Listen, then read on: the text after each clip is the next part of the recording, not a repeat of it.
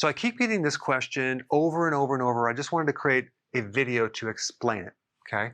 And the question is this: why can't I go longer than 3 hours before I am starving, I'm hungry, and I need to eat some food? So this is the problem of fasting. You just can't fast very long. And what this means is you have a serious blood sugar problem. An average thin person is carrying around about 100,000 calories of fat on their bodies. Yet, we only have a very small amount of stored sugar. It's called glycogen. It's in the liver, it's in the muscles. So we have about only 1,700 calories of stored sugar and a tremendous amount of stored fat. So the problem is we're not able to tap into this fat because we have a blood sugar problem. We have what's called insulin resistance. What is that? Well, that is a situation where your pancreas is pumping out a lot of insulin and the receptor won't receive it because it's too much. And so then we don't get the communication back here because this is blocked. So then the pancreas just produces more and more and more and more insulin. So we have high levels of insulin when we have insulin resistance.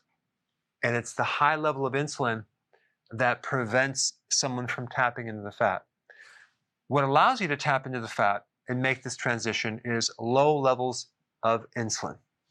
And so the question is, how do you get someone to fast for a longer period of time so they're not so hungry and craving all the time? Very, very simple. Once you understand this, you must rid 100% of the sugars and the hidden sugars. Fruit includes dates, mango, especially apples. You can have some berries, but not any of the sweeter fruits. Yogurt, which has a good amount of sugar in it, especially if it's sweetened. But even the plain has sugar in it. Juice. Yes, that's like equivalent to soda. Honey is very similar to regular sugar. It will prevent you from tapping in the fat.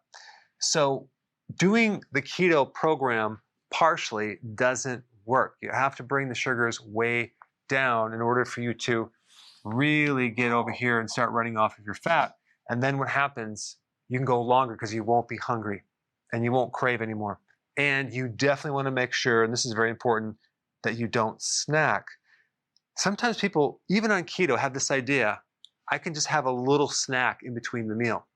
Like, even if it's a healthy snack, let's say it's some nuts or something like that, what's going to happen? That little bit of snack is going to make you hungry about an hour to 2 to 3 hours later. You're going to be hungry because eating makes you hungry. Why? Because it stimulates insulin. Even if you consume protein, it'll stimulate some degree of insulin, and then insulin will push the blood sugars down, and you end up with a blood sugar problem. So no more snacking. Number 3, just add more fat at the end of the meal. If we take a look at a meal, the first thing that I like to do is have my vegetable first, my salad. Second thing with the protein, which usually has fat in it. And then the last thing is maybe some additional fat, whether it's olives, peanut butter, or whatever. Because if you actually add more fat to the meal, it's going to allow you to fast longer. And fasting longer is going to help you transition over here too. So we have a combination of lowering your carbs and sugar and fasting longer. Both of those things will help you drop insulin, and everything's going to work really nicely. The last thing that I would do is add more fiber in the form of vegetable, salad. Why? Because you can't digest that fiber. Your microbes take care of it for you. They can digest the fiber. They turn it into various chemicals that actually help your blood sugars.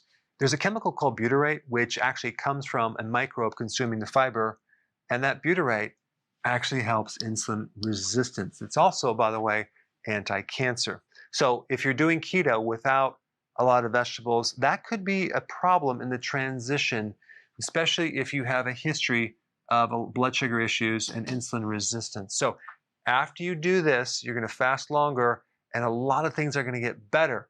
But realize this, the longer you've had a blood sugar problem and insulin resistance, the more difficult it's going to take to make the transition, and the longer you're going to have to do this to see really good, amazing results.